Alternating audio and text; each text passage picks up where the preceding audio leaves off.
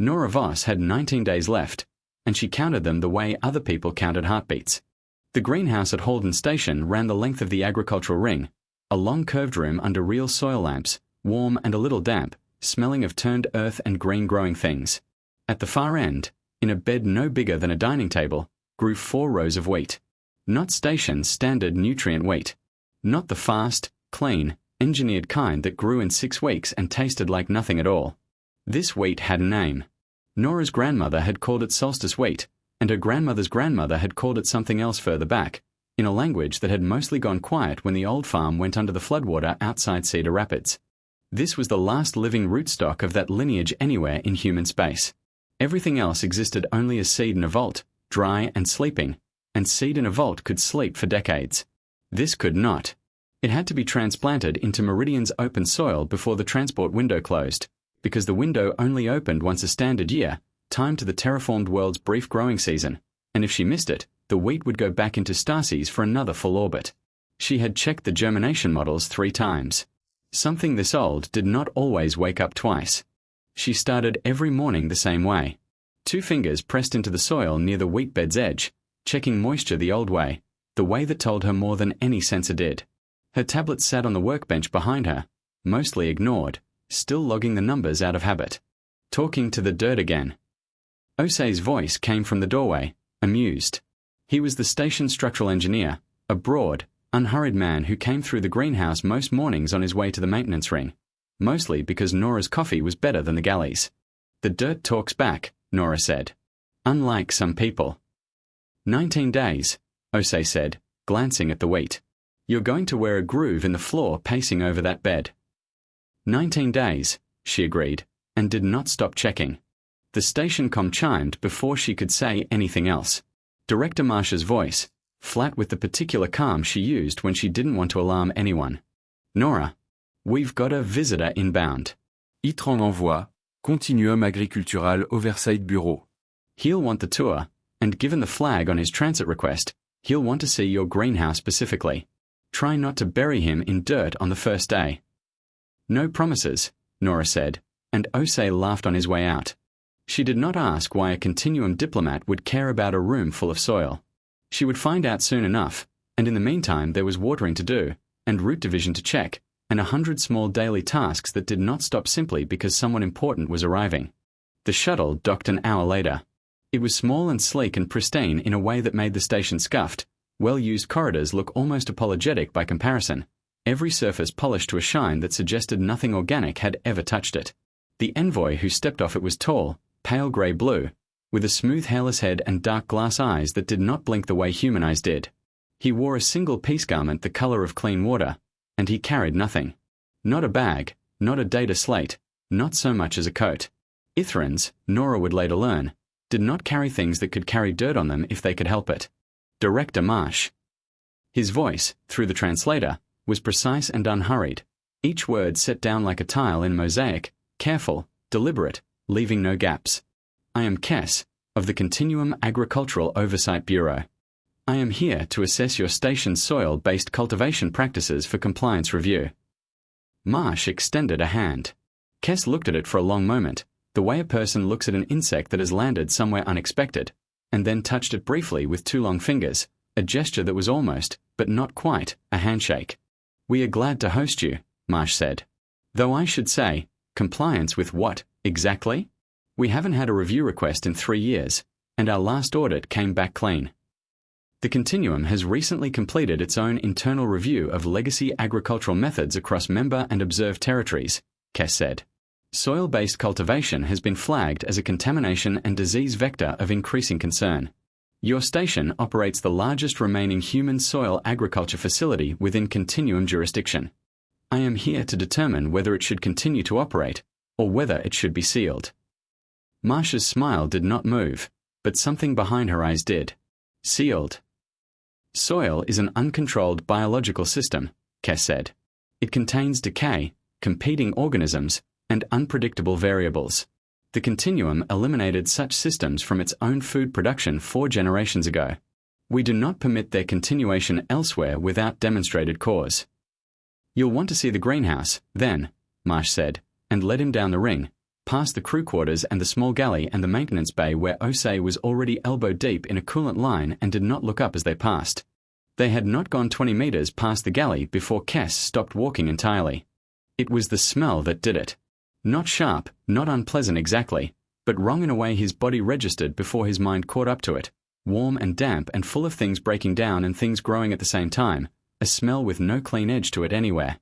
That is decomposition, he said. That's compost, Nora said, coming around the corner with dirt still under her nails and a pair of pruning shears in one hand. It's how the soil stays alive. Kes did not step back, but everything about his posture went very still, the way a person goes still when they hear something moving in a dark room and cannot yet tell what it is. You are telling me, he said slowly, that your primary food production system runs on active, ongoing decay, and that you keep it close enough to your living quarters that its presence is detectable in the corridor. That's exactly what I'm telling you, Nora said. Welcome to the greenhouse. The greenhouse ran along the outer hull, curved slightly with the station spin, and it was, by any Ithran standard, a small and cheerful assault on the senses. Kes stood in the doorway and performed a full visual sweep before he would commit to entering, the way a diver checks the water before going in. There was the wheat bed in the far corner, low and green, catching the soil lamps at an angle that made it glow faintly gold. There were tomato vines climbing a wire trellis along the near wall, heavy with fruit in 3 stages of ripeness, green, blushing, and deep red. There was a long dark bin near the door, covered but not sealed, from which the compost smell rose in slow, patient waves, warmer than the rest of the room. You permit this system to exist in open air, Kes said. Uncontained. It's not uncontained, Nora said, setting her shears down on the workbench. It's contained by me. I know every centimeter of this bed. I know what's growing in it and what's dying in it, and both of those things are doing the same job. Explain. She crouched by the wheat and pulled back a little soil with her fingers, showing him the dark, crumbling texture underneath. This soil isn't sterile. It's full of bacteria, fungus, dead root matter, insect larvae, things breaking down right now while we are standing here talking. Your systems, from what I read on the shuttle manifest before you docked, grow food in clean nutrient solution. No soil at all. Nothing dies in the system except the crop you harvest at the end. Correct, Kes said. It is safer that way. Nothing unplanned can happen. Nothing unplanned can happen, Nora repeated, almost to herself. That's the whole idea, isn't it? It is the foundation of continuum food security. 4 generations ago, our world suffered repeated agricultural failures from soil-borne pathogens, blights, molds, pests that adapted faster than our engineers could respond. We solved the problem permanently. We removed soil from the equation entirely. Nora straightened up, brushing her hands on her coveralls. You didn't solve the problem. You removed the thing the problem happens to. That's not the same as solving it. Kes's dark eyes held on her for a long moment, unreadable behind their glassy surface. It has functioned without failure for 4 generations. Sure, Nora said. Until something gets in anyway. She didn't mean anything pointed by it. It was just a thing Farmer said, the kind of offhand line her grandmother used to mutter about weather and luck and the years the frost came early and took half the crop before anyone could get a cover over it. But Kes filed it away somewhere, behind his eyes, in a private compartment that Marsh, watching from the doorway with her arms folded, had already learned not to try and read. He took a slow circuit of the room after that, hands folded behind his back, pausing at the tomato trellis, at the small herb boxes along the near wall, at the bin of finished compost stacked ready for use beside the wheat bed. He asked precise, clinical questions. What was the composition of the soil base? What organisms had been deliberately introduced versus arrived unplanned? What contingency existed if a harmful organism outcompeted the beneficial ones? None, exactly, Nora admitted. You watch it. You learn to read it. If something's wrong, the smell changes, or the color changes, or the plants tell you first, wilting somewhere they shouldn't. It's not a failsafe. It's attention. Attention is not a system, Kes said. It's the oldest system there is, Nora said. You've just been trained to distrust it. Marsh, who had been listening from the doorway through most of this without saying much, finally spoke up. For what it's worth, Envoy, this greenhouse has fed this station without incident for the better part of 11 years. Whatever risk model your bureau is running, It hasn't accounted for a single actual failure, because there hasn't been one. Absence of failure is not evidence of safety, Kess said. It may simply indicate insufficient time for failure to occur. Or it might indicate the system works, Marsh said, without heat, the way a person states a fact they've stopped needing to argue about. I'll let you draw your own conclusions. That's what you're here for, isn't it? Kess did not answer that directly. He finished his circuit of the room in silence, noting each detail with the same careful precision he applied to everything, and left without further comment, though he returned to the doorway once, briefly, to look back at the wheat bed glowing faintly gold under the lamps, before continuing down the corridor toward his quarters. That evening, alone in the small guest quarters the station had prepared for him, spare and clean and entirely without decoration, Kess recorded his first assessment for the Continuum Agricultural Oversight Bureau. Day 1. Holden Station's soil cultivation facility is exactly as described in the legacy audit, an open biological system with active decomposition, uncontrolled microbial populations, and no meaningful containment beyond human supervision. The operator, a single agronomist, manages the entire system through direct physical contact and observational judgment rather than instrumentation. This is, by Continuum standards, a significant and unnecessary risk. I see no operational justification for its continuation beyond sentimental value assigned by the operator. I will complete formal sampling tomorrow and expect to recommend closure pending final review. He stopped the recording. He sat for a while in the quiet, running the numbers again in his head the way he always did before sleep, tallying risk against benefit the way his training told him to. The numbers came out exactly where he expected them to. He did not know, yet, that the smell of the compost bin had followed him back to his quarters, faint but present, sitting somewhere at the back of his throat, refusing to be filed away with the rest of the evening's data. Kess returned to the greenhouse the next morning to complete his sampling, and found Nora already there, kneeling by the compost bin with a long-handled fork, turning the pile over in slow, practiced strokes. Steam rose off it in the cool morning air, faint and visible, like something breathing. It generates heat, Kess said, surprised despite himself, before he had decided whether he wanted to be surprised at all. Compost that's working right runs warm, Nora said. Sometimes really warm. The bacteria break down the material, and that process releases heat, same as anything burning slow instead of fast. My grandmother used to say you could cook an egg on a good pile if you were patient and a little foolish. Why would anyone cook an egg in refuse? They wouldn't, really. It's just a thing people say, to explain how hot it gets. She kept turning the pile, unbothered. You want to see what's actually happening under here. He hesitated. Then, for reasons he did not examine closely, he stepped nearer. She dug down with the fork and lifted a section, showing him the layers. Fresh scraps near the top, half-broken material in the middle, and near the bottom, dark, fine, crumbling soil, rich and even, that had once been vegetable trimmings and dead plant matter and had become something else entirely. That's finished compost, she said. That's what feeds the wheat bed. Everything that dies in this greenhouse doesn't leave the system. It goes back in. Nothing here is wasted, and nothing here is permanent, and both of those things are true at the same time. Kess looked at the dark soil for a long moment. Your entire cultivation method depends on a continuous cycle of death and consumption. Every cultivation method does, Nora said. Yours just moved the dying part somewhere you don't have to look at it. Something has to break down so something else can grow. You didn't get rid of that fact. You just built walls around it and called the walls a solution.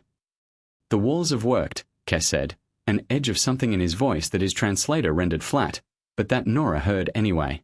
For 4 generations, she said. You said that yesterday too. Like you're trying to convince yourself it still counts as an argument. He did not answer that directly. He crouched down at the edge of the bin instead, closer than his training would ever have permitted a bureau inspector to get to an uncontained biological system, and looked at the dark soil for a long time. Up close, it did not smell the way it did from the doorway. From the doorway it had been one thing, a single wave of warning. Up close it was many things at once, earthy and mineral and faintly sweet, and none of it, he noted with something like surprise, made him want to leave the room. May I touch it? He said. Nora blinked, then shrugged. Sure. It won't hurt you. He reached out with 2 fingers, the same careful gesture he'd used on Marsh's handshake the day before, and pressed them into the dark soil. It was warm. It was soft in a way nothing in his experience had ever been soft, alive with texture, crumbling and holding together all at once, resistant and yielding in the same motion. "It is not what I expected," he said quietly. "What did you expect?" "Filth," Kess said simply. "I expected filth. This is—" He stopped. He did not have a continuum word for it, and his translator, for once, offered him nothing at all to fill the gap. "This is orderly. In a way I did not anticipate order could look." Nora sat back on her heels and watched him study the dirt on his own fingers like it was a foreign alphabet he was trying to sound out. "That's kind of the point," she said. "It doesn't look like your kind of order. Doesn't mean it isn't one. My grandmother used to say a compost pile was the most honest thing on the whole farm. It never pretended nothing died there. It just made sure the dying meant something afterward." Kess did not respond to that directly, but he sat with his fingers unwashed for longer than was strictly necessary before he finally rinsed them at the small basin near the door, turning his hand under the water, watching the dark color lift away and thinking, for reasons he could not yet name, that he was in no hurry for it to go. "Your grandmother taught you all of this," Kess said, before he could stop himself. "The composting, the timing, the judgment involved." "Most of it," Nora said. "Some of it I've had to figure out on my own, since she's not around to ask anymore. But yeah, she used to say the pile would tell you what it needed if you just paid attention long enough. Too wet, it smells sour. Too dry, it stops breaking down at all. Too much of one thing and not enough of another, and it just sits there, not quite alive and not quite dead, until you fix the balance. That is a great deal of variables to track without instrumentation." "It's not that many, once you've done it a few thousand times," Nora said. "You stop counting variables and start just noticing whether something feels right. I know that's not a very continuum answer." "No," Kess agreed. "It is not." He looked at the compost bin once more, at the dark, warm, breathing pile of it, and then at his own hand, still faintly marked with soil at the creases of his fingers. "And yet I find I understood your explanation more completely than I have understood most bureau documentation I have read this year." Nora smiled at that, though she didn't say anything more about it. She picked up her fork again and went back to turning the pile, and Kess stood beside her a while longer before finally excusing himself to complete the rest of his sampling, quieter than he had been that morning, and considerably less certain than he had been the day before about exactly what his report was going to say. He recorded nothing about the moment in that evening's report. It did not fit the format the Bureau expected, and he was not yet ready to explain, even to himself, why he wanted to keep it out of the file entirely. By the end of the first week, Kess had stopped announcing himself at the greenhouse door. He simply appeared, most mornings, standing at the edge of the wheat bed with his hands folded behind his back, watching Nora work, and by the second week the crew had stopped remarking on it, the way people stop remarking on weather that has settled into a pattern. "You're not sampling anymore," Nora said one morning, not looking up from the trellis she was tying off. "I completed formal sampling 4 days ago," Kess said. "This is observation." "Observation for what?" He didn't answer right away. "My report is due in 12 days, he said instead. "I have not yet written it." "That's a change. You seemed pretty sure on day one." "I was," Kess said. "I am less sure now." He watched her hands work the twine, quick and practiced, tying off a tomato vine that had grown heavier than the trellis could support on its own. "May I ask you something outside the scope of the assessment?" "Go ahead." "Why 19 days? When we met, Director Marsh mentioned a transport window. You have referenced it several times since, always with the same shrinking number, as though it were a countdown you carry with you at all times." Nora set down the twine. She hadn't meant to talk about it with him, not really, but there was something in the way he asked, careful and precise, like he actually wanted the real answer and not a polite one. "This wheat," she said, nodding at the bed, "is the last living plant of its kind anywhere. Everything else is seed in a vault, and seed in a vault can wait. This can't. It has to be transplanted to Meridian's open soil before the transport window closes, or it goes back into Stasis for another full orbit, and it's old enough now that I'm not sure it survives a second sleep. Why does it matter if this particular lineage is lost? Your species retains other wheat varieties, engineered for higher yield and greater resilience." "My grandmother grew this on a farm that doesn't exist anymore," Nora said. "Flood took it before I was born. This is the only piece of that place still alive. Everything else about it is gone. If this dies, there's nothing left of it at all. Not the place, not the people who worked it, not the taste of the bread my mother used to make from it every winter. Just gone, and no way to get any of it back. Kes was quiet for a while, turning that over. Your species invests significant resource into preserving a single agricultural lineage with no measurable yield advantage over standardized alternatives.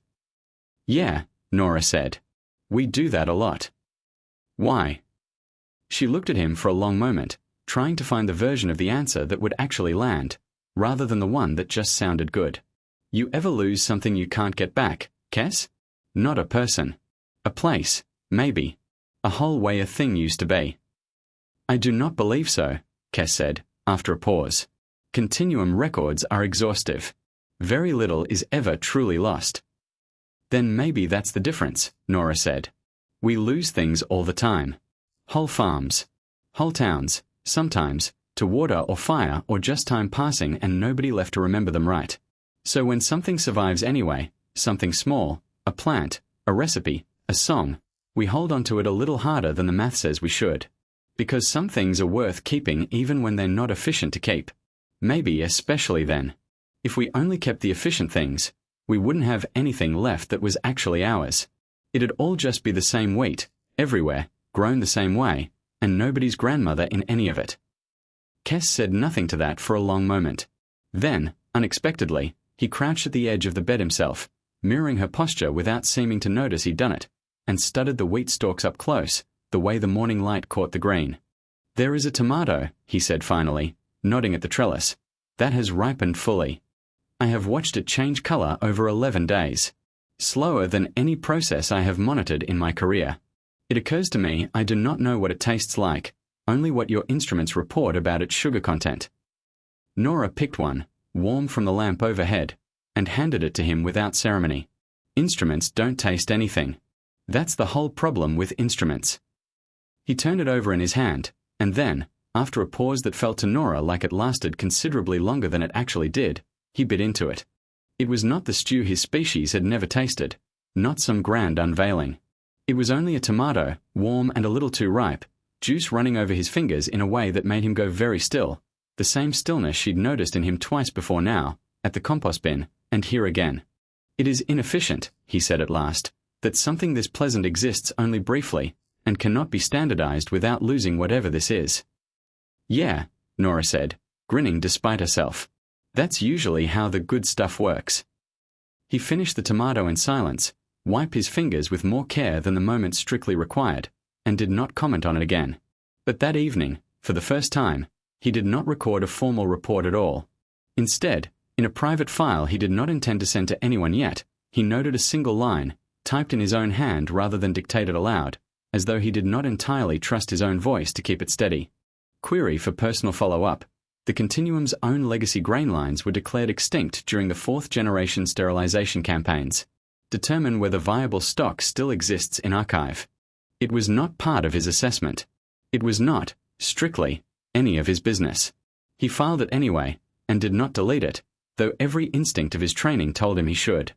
Harvest day for the tomatoes fell on the 9th day of Kes's stay, and by then he had learned enough about the greenhouse's rhythms to show up without being told, standing at the end of the trellis row with a woven basket Nora had handed him 2 days earlier, the first tool of any kind she had ever put in his hands. You cut here, she said, showing him the small knife. Not there. Leave the little stem on. It keeps longer that way. The stem serves a preservative function, Kes said, turning a tomato over to look at the cut point. Sure. Call it that if it helps. He worked slowly at first, methodically, each cut precise, each tomato inspected before it went into the basket, weighed and turned and checked for a blemish that might disqualify it from whatever invisible standard he was applying. By the 3rd row he had loosened, cutting faster, less careful, and Nora noticed without saying anything that his 4 hands, doubled up on the small tasks the way they were built for, made him considerably better at this than she was. You have an advantage, she said. 2 sets of hands. I only get to hold the branch and cut at the same time if I'm feeling lucky. I had not considered it an advantage until this moment, Kes said. In the Bureau, additional limbs are typically discussed only in terms of ergonomic seating requirements. Waste of good hands, if you ask me. He almost smiled at that. Nora had started to notice, over the past week, that he had a version of it, a small stillness in his mandibulous face that was not quite an Ithran expression at all, something he seemed to be building from scratch out of the shapes humans made around him, the way a person picks up an accent from a place they've only just moved to. They worked in comfortable silence for a while, the basket filling, the greenhouse warm with midday light through the hull panels. Somewhere near the fourth row, Kes found a tomato that had split along one side, overripe, leaking slightly onto his fingers. "This one has failed," he said, holding it up for her inspection. "That one's the best one," Nora said. "Split skin means it got so much water and sun it couldn't hold itself together anymore. Doesn't keep well, but eat it today and you won't forget it." She took it from him, split it the rest of the way with her thumbs, and handed him half. He looked at the ragged, imperfect shape of it, juice already running down the crease of his palm, and ate it anyway, standing there in the middle of the row with his 4 hands and his basket of careful, uniform harvest, and this one small, uncontainable thing that refused to be either. "It is better," he admitted, "than the ones I selected for keeping." "Told you." That evening, over the comm relay Osei had rigged for the cruise off-hours entertainment, someone put on an old recording of a human folk song, tinny and warm through the small speaker in the galley, and half the off-shift crew ended up gathered there without quite planning to. Kes stood at the edge of the room, arms folded, observing, the way he observed everything, until Osei, 3 drinks into a slow evening, asked him outright what Ithrans did instead of music. "We do not have an equivalent tradition," Kes said. "Sound is used for information transfer. Efficient sound is brief and precise." "That sounds like the saddest thing I've ever heard," Osei said, not unkindly. "It has never previously occurred to me to find it sad," Kes said, and there was something in the careful way he said it that suggested it had, in fact, just occurred to him for the first time, standing in a warm galley full of people who kept sound around for no reason at all except that they liked the shape of it. Nora, watching from across the room, caught his eye once, briefly, and did not say anything. She didn't need to. Some things were understood on a small station without ever needing to be said out loud, and she was beginning to suspect Kes understood that now too, in his own careful, methodical way, even if he would never have put it in those terms in a report. Later that night, back in his quarters, he opened the private file he had not deleted, the one with the single query about the continuum's own extinct grain lines, and for the first time, instead of simply leaving it, he added a second line beneath it. Personal note: request access to any surviving audio recordings from pre-sterilization continuum agricultural festivals, if such records exist in Cultural Archive. Purpose: comparative interest only. He looked at the line for a long moment before he let the file save. It was not part of his assessment. It would never be part of any report he was required to file. He left it there anyway, and went to sleep for the first time in 3 months without running the day's numbers over in his head even once. The message came through on the 11th day, routed through the continuum relay network with an urgency flag that made the comm panel in Kes's quarters chime 3 times instead of once, a pattern reserved for emergencies that could not wait for morning. He watched the recording standing up. The Corel Array, the largest hydroponic food production complex in the sector and the primary supply for 6 continuum worlds, was failing. A pathogen had entered the closed nutrient loop, something no filter had been designed to catch because nothing like it had ever needed to be caught before. It moved through the recirculating solution faster than the towers could be flushed and re-sterilized. 3 growing decks were already dead. Their root structures collapsed to grey pulp. Projections gave the remaining 9 decks 4 days before total collapse, and no engineer on site had found a way to slow it, because the entire system had been built on the premise that nothing living and unplanned would ever need to be fought inside it. Kes sat with the recording paused on the final frame, a technician's exhausted face frozen mid-sentence, and felt something cold settle into his chest that his training had no name for. He went to the greenhouse. It was late, past the station's evening cycle, and Nora was there anyway, checking the wheat one last time before the lights dimmed for the night, the way she checked it every night now, out of habit as much as necessity. "Corel Array is failing," he said, without preamble. Nora straightened up fast. "The hydro towers? That's most of your food supply for that whole sector." "It is a pathogen," Kes said. "It entered the closed loop through a maintenance seal nobody flagged as a risk, because nothing had ever entered through it before. There is no precedent for fighting something like this within a sterile system. The system was designed to prevent entry, not to survive infiltration. There is no immune response built into it. There never needed to be, until now." "What's it attacking?" The root structures. It spreads through the shared solution between towers. Every tower in the loop is connected by design, for efficiency of distribution. If it reaches the central reservoir, all 9 remaining decks fail simultaneously, within hours rather than days. Director Marsh appeared in the greenhouse doorway a few minutes later, drawn by the late hour and the light still on, and listened to the last of it with her arms folded and her expression going carefully neutral, the way it did when a problem was bigger than her station's usual concerns. 6 worlds, she said. That's not a supply hiccup, that's a famine, if it isn't stopped. It is being called an emergency at the highest level of Bureau communication I have ever personally received, Kess said. I do not believe that phrasing is an exaggeration. And nobody over there has an answer. Nobody over there has ever needed one, Kess said. That is, I am beginning to understand the entire difficulty. Nora was already moving, pulling a data slate off the wall and calling up the wheat bed zone sensor logs, months of them, soil composition readings, microbial counts, all the slow patient data she'd collected without ever expecting it to matter beyond her own greenhouse. Cass, listen to me. Does your bureau have samples from failed soil agriculture sites? Old ones, from before the sterilization campaigns? Some archival material exists, in secure storage. Why? Because soil that's been alive a long time carries its own defenses. Beneficial microbes that compete with pathogens for space and resources. Fungal networks that produce antimicrobial compounds as a matter of course, not as a special measure, just because that's what a living system does when something threatens it. A sterile system has no defenses, because it's never had to build any. It's like a species that's never been sick a day in its life catching something for the first time. It has nothing in reserve to fight back with. You are suggesting we deliberately introduce soil-derived organisms into a food production emergency. I'm suggesting your engineers have spent 4 generations removing the one thing that might actually know how to fight this, Nora said. I'm not telling you it'll work. I'm telling you it's the only kind of system that's ever had to survive something like this before, because it never got the luxury of pretending it wouldn't happen eventually. Kess stood very still, the compost smell of the greenhouse settling around him in the dark, familiar now in a way it had not been 3 weeks ago, and thought about the archive query he had filed and never sent. 4 days. 9 decks.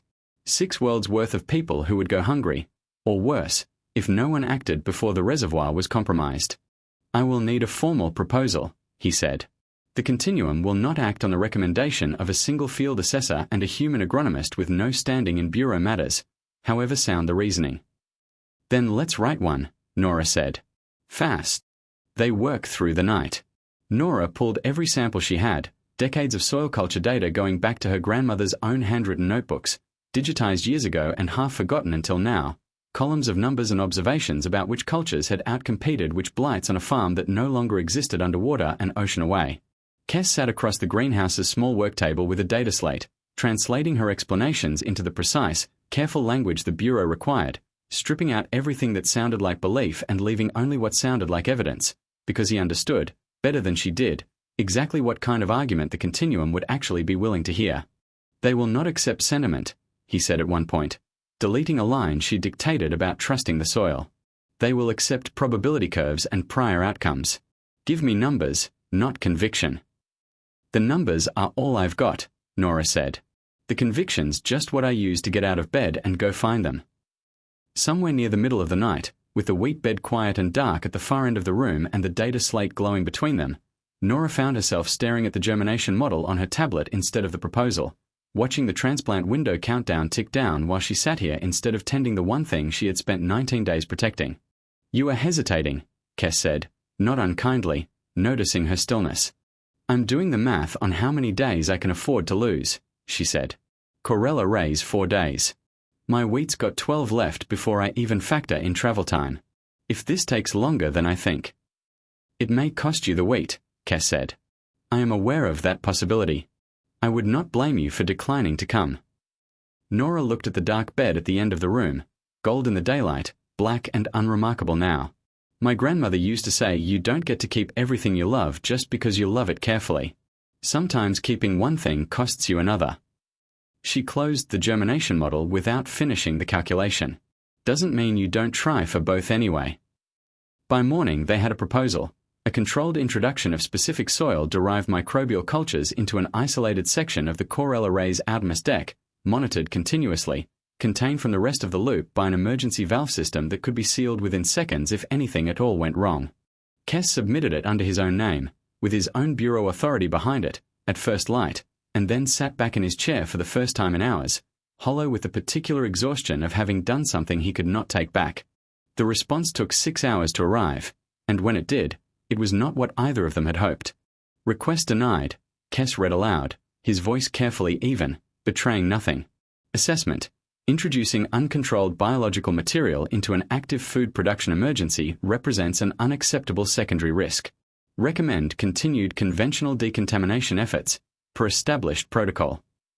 Conventional efforts have had 4 days and done nothing, Nora said. I am aware.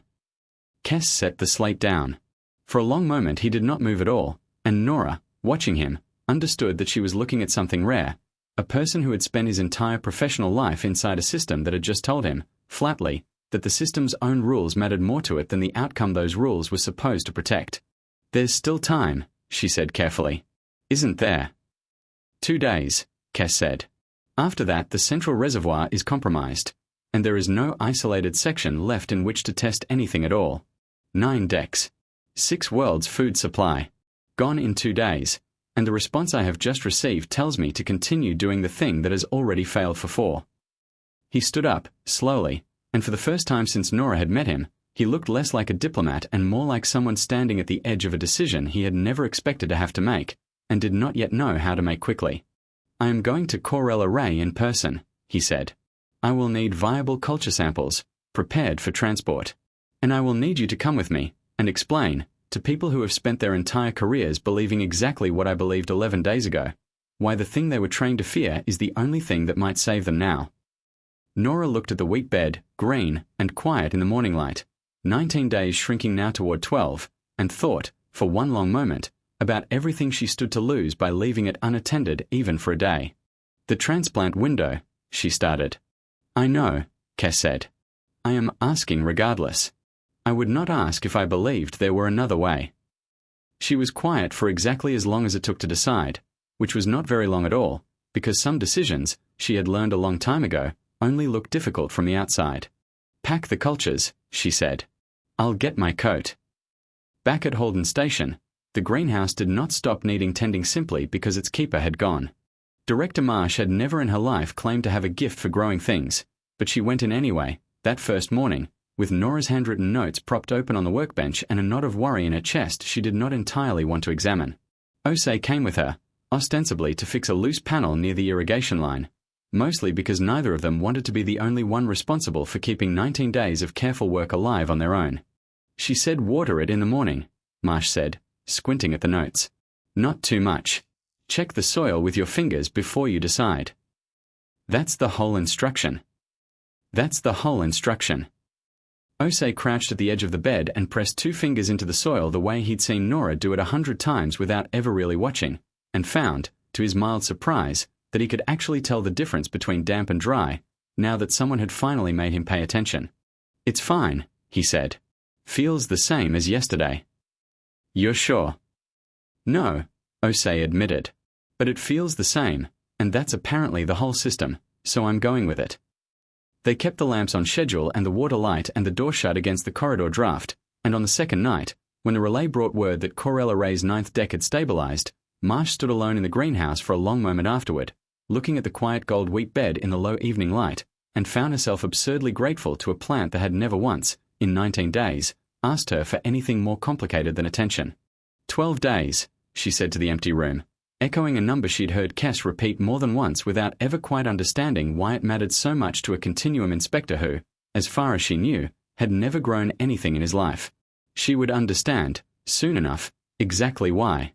The Corel Array, when their shuttle finally cleared its approach corridor, looked less like a failure in progress and more like a slow-motion funeral.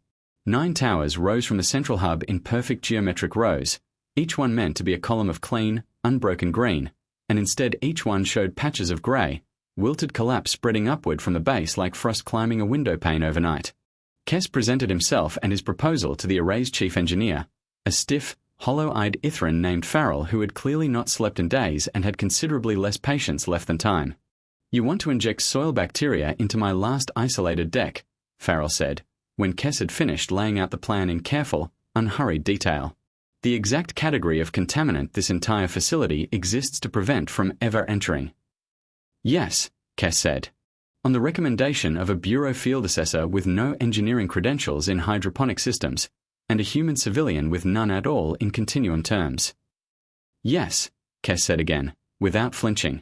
Farrell looked between them for a long moment, and Nora watched something pass behind his tired eyes that she recognized from 4 generations and an entire species away. Not stupidity, not stubbornness exactly, just the particular kind of exhaustion that comes from believing, your whole professional life, that you had already solved the hardest problem there was, and then discovering, at the worst possible hour, that the problem had only been sleeping. "The Bureau denied this proposal 6 hours ago," Farrell said. "On record. The Bureau is not standing in this facility watching your 9th deck die in real time," Kes said. "I am invoking field emergency authority, which I am permitted under Bureau Charter in the absence of a superseding order delivered in person. If this fails, the consequence is the isolated section you are already prepared to lose within hours regardless. If it succeeds, you keep 6 decks currently projected to fail within 40. I am asking you to let the math be the math, and not the doctrine that has already cost you 3. Farrell was quiet for a long time, one hand braced against the corridor railing, looking at the two of them, an alien bureaucrat with soil under his fingernails and a human woman with a case of live cultures she had grown herself, in open air, on purpose. "My mother's mother kept an archive record," Farrell said eventually, more to himself than to either of them. "A single page. A grain her family grew before the sterilization campaigns, with a name and a growing season and nothing else, because the rest of the record was destroyed with the fields it came from. I used to wonder, as a technician, why anyone would keep a page like that. It told you nothing useful. No yield data. No resistance profile. Just a name and a season." He looked at Nora for a long moment. "I think I am beginning to understand why, this week, of all weeks." "Isolate Deck 9, he said finally, turning to his own technicians. "Full containment protocol, valve seals doubled. If this does not stabilize within 6 hours, we flush the section entirely and call this exactly the disaster I already expect it to be." They worked through the following hours in the narrow access corridor beneath Deck 9, lit by the cold blue maintenance lights, Nora explaining each step as she measured out doses with careful, unhurried hands, Kes translating into terms the array's engineers could accept without their training rebelling against every word of it, the two of them introducing the cultures in small measured amounts into the isolated solution loop, watching monitors that had never before been asked to track a living defense taking hold instead of a sterile absence holding steady. For the first 3 hours, nothing changed, and the silence in that corridor was the kind that makes people stop speaking entirely, each of them watching the same slowly climbing pathogen count and saying nothing, because there was nothing useful left to say. Somewhere in the second hour, one of Farrell's junior technicians, a young Ithran who had clearly never seen soil in her life, asked Nora in a low voice whether it was true that humans put dead things directly onto their food crops on purpose. "We put dead things back into the soil," Nora said. "The crops just benefit from what's left over. It's not as strange as it sounds, once you've done it a few thousand times." "It sounds very strange," the technician said. "Most good ideas do, right up until they work," Nora said, and the technician, despite the hour and the exhaustion and the grey creeping death 2 decks over, managed something that was almost a laugh. By the 3rd hour, Farrell had stopped pretending to review other reports on his slate and simply stood with the rest of them, watching the same unmoving line on the monitor, arms folded in a posture that mirrored, without any of them noticing, the same rigid stance Kes had worn on his first day at Holden Station. Nora found herself doing the math she always did in moments like this, without meaning to, running the germination model in her head instead of on the tablet.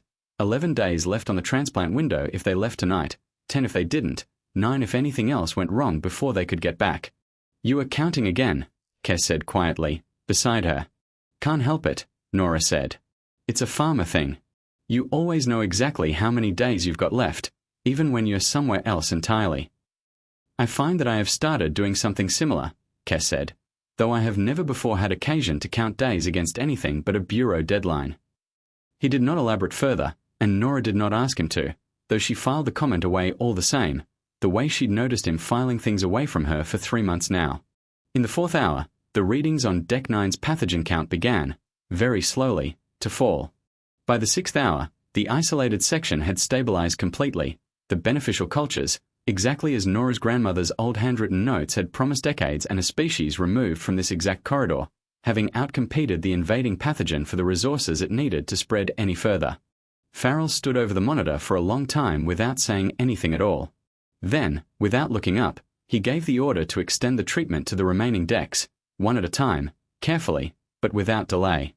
Kes stood beside Nora in the narrow corridor, watching numbers climb back toward green on a screen that, 6 hours earlier, had been counting down toward a collapse nobody on site had known how to stop. 12 days, he said quietly, almost to himself. Nora looked at him, startled out of the exhaustion that had settled into her shoulders. What? You have 12 days left for the transplant window. We are 2 days from Holden by return transit. He was already turning toward the shuttle bay, some of the stiffness gone out of his posture for the first time since she'd met him. I would prefer we did not waste them standing here admiring our own success.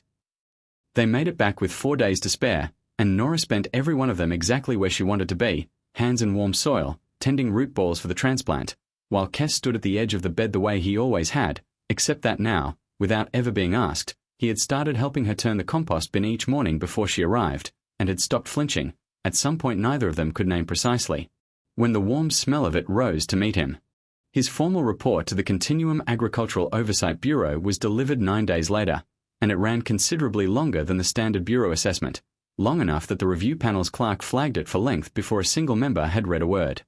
He told them about the greenhouse first, plainly, in the careful clinical language his training had given him, describing the compost cycle, the soil composition, the deliberate retention of decay as an active component of the system rather than a failure state to be engineered away at any cost. He told them this was, by every metric the Continuum used to measure risk, exactly the kind of uncontrolled biological system the sterilization campaigns had been designed to eliminate. Then he told them what that system had just done at Corel Array, in numbers precise enough that no one on the review panel could dismiss them as sentiment dressed up as data. 6 worlds food supply, 9 decks, a pathogen with no precedent in Continuum records, stabilized within 6 hours using the exact category of organism the Continuum had spent 4 generations defining strictly as a threat, and never once as a resource. He said that the Continuum's own legacy grain lines, declared extinct during the sterilization campaigns, had not, in fact, been eliminated because they were dangerous. They had been eliminated because a species afraid of decay had chosen to remove anything that reminded it decay existed at all, and had called that removal safety, and had gone 4 generations without ever noticing the difference between a system with no threats and a system that had simply never been tested by one. He said that humans had made the opposite choice, deliberately, generation after generation, keeping their agriculture close to the very forces the Continuum had spent so long walling out, and that this had cost them nothing they were not already willing to pay, and had bought them, in the end, a resilience the Continuum's own finest engineers had needed to borrow, at the worst possible hour, from a woman with dirt under her fingernails and no bureau credentials at all. He recommended that Holden Station's soil cultivation license be renewed without restriction. He recommended, further, that the Continuum begin an immediate review of its own archived legacy seed stock to determine what, if anything, could still be coaxed awake. Near the close of the recording, in a departure from every Bureau report format he had ever filed, he added a final passage he had rewritten 4 times before allowing himself to send it. I came to Holden Station expecting to find a hazard, he said into the record. I found, instead, a system that had never stopped doing the one thing ours gave up 4 generations ago in the name of safety. It kept its relationship with loss close enough to learn from, instead of far enough away to forget. I do not ask the panel to take this on faith. I ask only that the panel consider what a species with 4 generations of unbroken sterility actually has, when something arrives that sterility alone cannot answer. I have seen the answer. It was grown in a container of dead leaves and old vegetable matter, on a station most of the Continuum has never heard of, by a woman who did not consider what she was doing remarkable at all. The review panel deliberated for 2 full days. When the vote finally came back, it was not unanimous, and several senior members filed formal objections that would follow Kes for the rest of his career, quietly noted in files he would never quite stop being aware of. But the license was renewed, and the archive review was approved, 6 votes to 5, and word of both reached Holden Station on the same relay cycle that carried the final transport confirmation for the wheat. Kes brought the news to the greenhouse himself, the day before the transport shuttle was scheduled to carry Nora and the wheat to Meridian. Nora was kneeling by the bed, checking the root balls one final time, when he came in and stood in the doorway the way he always had, that small pause that had become, over 3 months, something between a habit and a kind of quiet respect neither of them had ever put into words. "It passed," he said. She sat back on her heels. The license. The license. The archive review. Both.